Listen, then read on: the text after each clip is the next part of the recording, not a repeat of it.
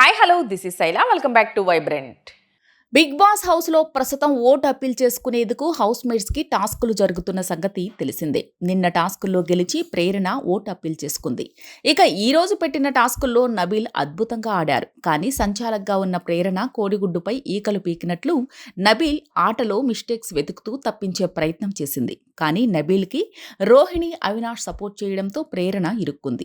ఇక తాను గెలిచిన ఇన్ని లాజిక్లు మాట్లాడిన ప్రేరణను తర్వాతి టాస్క్లో తోసిపారేశాడు నబీల్. ఓటు అప్పీల్ చేసుకోవడానికి టఫ్ వార్ అనే టాస్క్ ఇచ్చాడు బిగ్ బాస్. ఇందులో అవినాష్ సంచాలకుగా ఉండగా మిగిలిన సభ్యులు ఆడారు. ప్రతి రౌండ్లో కోర్టు నుంచి ఎవరైతే ముందుగా బయటకొస్తారో ఆ సభ్యుడు ఛాలెంజ్ నుంచి తప్పుకుంటాడు అంటూ రూల్స్ చెప్పాడు బిగ్ బాస్. ఇక ఈ గేమ్ మొదలు కాగానే ప్రేరణను టార్గెట్ చేసి నబీల్, రోహిణి బయటికి తోసేశారు. ప్రేరణ అవుట్ కాగానే నిఖిల్, గౌతమ్ని టార్గెట్ చేసి బయటికి నెట్టబోయారు. ఈ రోజు ఎపిసోడ్లో హౌస్లోకి చెఫ్ సంజయ్ తుమ్మా ఎంట్రీ ఇచ్చారు.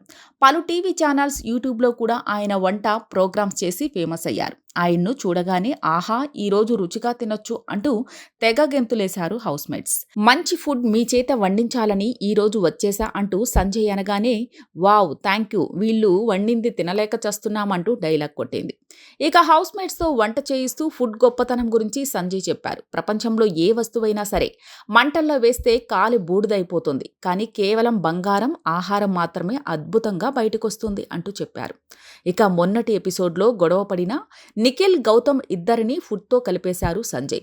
వీళ్ళ మధ్య మొన్న రేగిన మంటను తియ్యగా చేసేద్దామంటూ గౌతమ్, నిఖిల్ చేత ఒకరికి ఒకరు తినిపించుకునేటట్టు చేశారు సంజయ్.